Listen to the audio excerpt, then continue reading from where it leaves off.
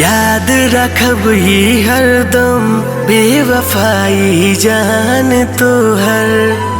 सिर्फ लगल बा यारा तन्हाई हाथ हमर। हम दिल के समझाइब अब, हम दिल के समझाइब अब, तू ख्याल अपन रखिया।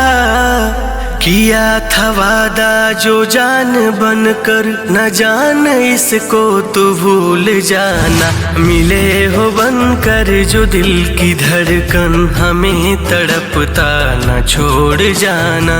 मिले हो बनकर जो दिल की धड़कन हमें तड़पता न छोड़ जाना।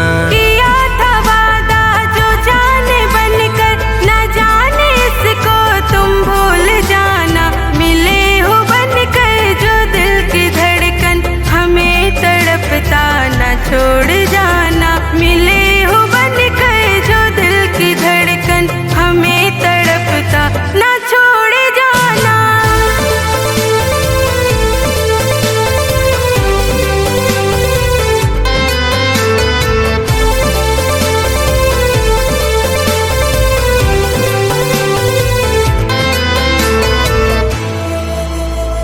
टूटल दिल के जोड़ी कैसे ही बता दा रानी।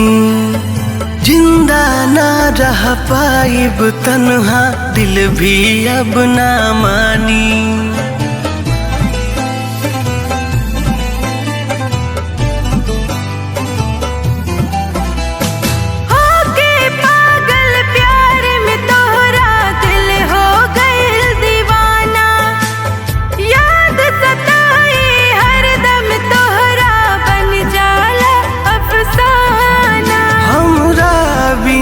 दिल में तू, हमरा बिना दिल में तू, ए जान जगह रखिया।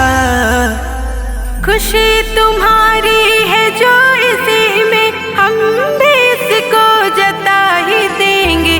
थी आस जो दिल में प्यार की वो ना मिल सका तो भुला ही देंगे। साथ निभाने का था वादा क्या सब तुमको याद है।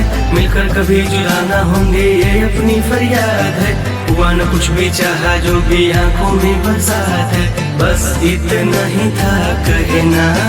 तकदीर में तोहरा हमरा, तकदीर में तोहरा हमरा, बस रहल लिखल इतना। मिली हो बनकर जो दिल की धड़कन हमें तड़पता न छोड़ जाना।